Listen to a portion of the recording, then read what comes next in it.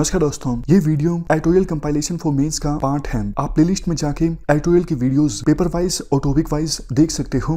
और अगर आप दिसंबर 2019 के बाद की वीडियोस को देखना चाहते हो तो वीडियो के नीचे मौजूद ज्वाइन बटन की सहायता से आप मेंबरशिप को ज्वाइन कर सकते हो। चलिए डिस्कशन स्टार्ट करते हैं। आप जनरल स्टडी पेपर 3 के इस टॉपिक से आर्टिकल को रिलेट कर सकते हो। ये सारे पॉइंट्स हम इस आर्टिकल को डिस्कस करते वक्त कवर करेंगे। कंटेक्स्ट जैसा आपको पता है, संयुक्त किसान मोर्चा जिसमें 500 से ज़्यादा फार्मर ऑर्गेनाइजेशन हैं, इन्होंने 3 नए फार्म लॉज के अगेंस्ट अपना जो प्रदर्शन है, प्रोटेस्ट है, वो तेज़ कर दिया है। कल संयुक्त किसान मोर्चा के द्वारा बोला गया कि आज यानी 5 दिसंबर को अगर मामले का पटापेक्स नहीं होता है, यानी सेंट्रल गवर्नमेंट कोई सॉल्यूशन नहीं निकालती है, तो फिर पूरे भारत में भारत बंद किया जाएगा 8 दिसंबर को। एक प्रकार से ये रणनीति है सेंट्रल गवर्नमेंट के ऊपर दबाव बनाने की कि आज सरकार ये घोषणा करे कि हम ये 3 नए जो फार्म लॉज हैं इनको वापस ले रहे हैं। वैसे देखो, सरकार ये चाहती थी, सरकार ने पूछा किसानों से कि आप बताइए कौन से ऐसे प्रोविजंस हैं जिनको लेके आपके कंसर्न्स हैं, उन प्रोविजंस में हम अमेंडमेंट करने को तैयार हैं। बट किसान ये चाहते हैं कि सरकार इन तीनों फार्म लॉज को पूरी तरह से वापस लें। सरकार अमेंडमेंट के लिए तैयार नहीं है। आर्टिकल में कुछ प्रोविजंस बताए जाते हैं जिनमें अमेंडमेंट के लिए सरकार तैयार हो गई है। जैसे देखो, एक कंसर्न किसानों का ये था, कॉन्ट्रैक्ट फार्मिंग में अगर कॉर्पोरेट ग्रुप के बीच या फिर किसी कंपनी के बीच और किसान के बीच डिस्प्यूट पैदा हो जाता है तो पहले प्रोविज़न ये था, मतलब अभी भी है, सिर्फ सरकार मानी है कि हम अमेंडमेंट करने को तैयार हैं, कि किसान जो है वो एसडीएम के पास जा सकता है। उस प्रोविज़न में ये लिखा गया था कि किसान कोर्ट के पास नहीं जा सकता, लेकिन सरकार अब तैयार हो गई है कि हाँ, कोर्ट में भी किसान जा सकता है अगर डिस्प्यूट पैदा होता है किसान का किसी कंपनी के साथ जिसके साथ कॉन्ट्रैक्ट फार्मिंग की गई है। दूसरी चीज़ जिसको लेकर सरकार अब राजी हो गई है, अभी जो फार्म लॉ आया है उसमें प्रोविजन ये है, एपीएमसी मंडी से बाहर प्राइवेट मंडी में भी किसान अपनी फसल बेच सकता है और प्राइवेट मंडी में किसान को मंडी फीस नहीं देनी पड़ेगी। सरकार इस बात को लेकर राजी हो गई है कि हाँ, प्राइवेट मंडी में भी हम मंडी टैक्स का प्रोविजन करेंगे ताकि दोनों मंडीज में इक्वली टैक्स लगे और एपीएमसी मंडी में फसल बेचना किसानों के लिए डिसइंसेंटिव वाला काम ना हो, क्योंकि इससे मंडी सिस्टम कमजोर हो जाएगा, ऐसा किसानों का कंसर्न था। अगर दोनों जगह पे सेम टैक्स लगेगा तो फिर एपीएमसी मंडी से बाहर फसल बेचने पर किसानों को कोई इंसेंटिव नहीं मिलेगा और इससे मंडी सिस्टम, एपीएमसी मंडी सिस्टम कमजोर नहीं होगा।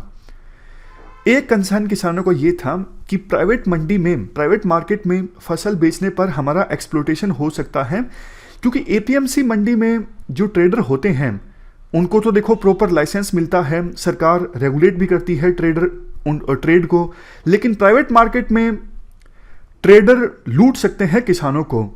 तो इसके जवाब में सरकार ने ये सजेशन दिया है कि प्रॉपर वेरिफिकेशन की जाएगी प्राइवेट मार्केट में प्राइवेट ट्रेडर्स की, तभी उन्हें अलाउ किया जाएगा आपकी फसल को परचेज करने के लिए। हालांकि देखो, अभी तक एमएसपी की सरकार की तरफ से कोई लीगल गारंटी नहीं दी गई है, ऐसी खबरें निकल के आ रही हैं।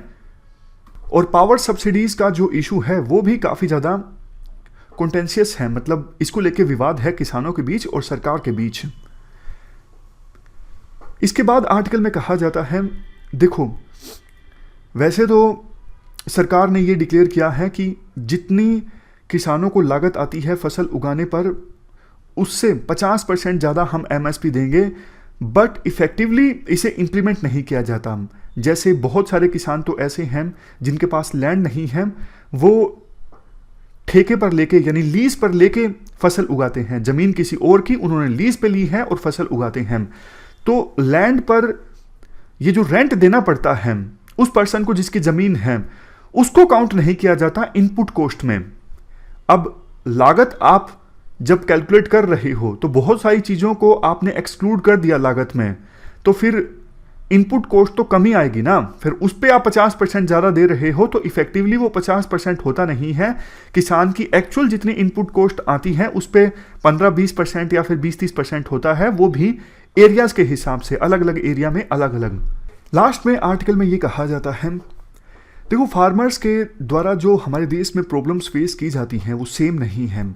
आपको भी पता है, कुछ किसान बहुत ज़्यादा अमीर हैं, उनके पास ज़मीन काफ़ी ज़्यादा है, उनके पास रिसोर्सेज काफ़ी ज़्यादा हैं, लेकिन ज़्यादातर किसान रिसोर्सफुल नहीं हैं और किसानों का जो ट्रस्ट है गवर्नमेंट में वो काफ़ी कम हुआ है, जिसका नतीजा है ये प्रोटेस्ट। हालांकि एमएसपी नहीं ख़त्म किया गया है, बट सरकार का ट्रस्ट नहीं है, किसानों का ट्रस्ट नहीं है सरकार में। किसानों को लगता है कि आगे जाके धीरे धीरे करके सरकार एमएसपी सिस्टम को कमज़ोर कर सकती है। देखो, फूड सिक्योरिटी नेशनल सिक्योरिटी का हिस्सा है। आज हम फूड ग्रेन के मामले में सेल्फ सफिशिएंट हैं, लेकिन एक वो समय भी था जब हम फूड ग्रेन के मामले में सेल्फ सफिशिएंट नहीं थे। दूसरे देशों पर हम डिपेंड करते थे फूड ग्रेन्स को इंपोर्ट करने के लिए। फॉर एग्जांपल, आपको याद होगा 1960s में यूएसए का एक PL-480 प्रोग्राम था। यूएसए जानबूझ के धीरे धीरे शिप्स भेजा करता था ताकि इंडिया को मजबूर किया जा सके वियतनाम इशू पर इंडिया हमारा साथ दे। और देखो, उस समय क्या हुआ करता था, यूएसए के वो 2 शिप्स आया करते थे ना, तो भी न्यूज़पेपर में फ्रंट पेज पे खबर आया करती थी कि फूड ग्रेन के 2 शिप बॉम्बे कोस्ट पे पहुंचे। तो एक वो भी समय था। इसलिए सरकार को ये सुनिश्चित करना चाहिए खेती किसानों के लिए फ़ायदे का सौदा हो, उनका शोषण ना हो, खेती इन्वायरमेंटली सस्टेनेबल भी हो। अभी चाहिए ये कि जो डाइटरी रिक्वायरमेंट्स चेंज हो रही हैं, मतलब आज की जो जनरेशन है कुछ अलग खाना पसंद करती है, और वाटर की अवेलेबिलिटी भी चेंज हुई है। पहले कुछ रीजन्स ऐसे थे जहाँ पर वाटर ज़्यादा मिलता था, बट अब एक्सप्लोटेशन बहुत ज़्यादा हुआ तो वाटर की अवेलेबिलिटी कम हो गई है। लेकिन वही पुरानी फसलों को उगाया जा रहा है वाटर की कम अवेलेबिलिटी के बावजूद, जिनको उगाने के लिए ज़्यादा पानी की आवश्यकता होती है। तो सरकार को ये चाहिए कि इंसेंटिव स्ट्रक्चर को चेंज किया जाए और क्रॉपिंग पैटर्न में भी बदलाव लाया जाए वाटर अवेलेबिलिटी और चेंजिंग डाइटरी रिक्वायरमेंट्स के हिसाब से। तो उम्मीद यही की जाती है आज जो बातचीत होगी किसानों के बीच और सरकार के बीच, उसमें जरूर कोई ना कोई सॉल्यूशन निकल कर आएगा। तो ये हमने पूरा आर्टिकल डिस्कस किया। इस डिस्कशन में फिलहाल इतना ही है। Thank you very much for discussion.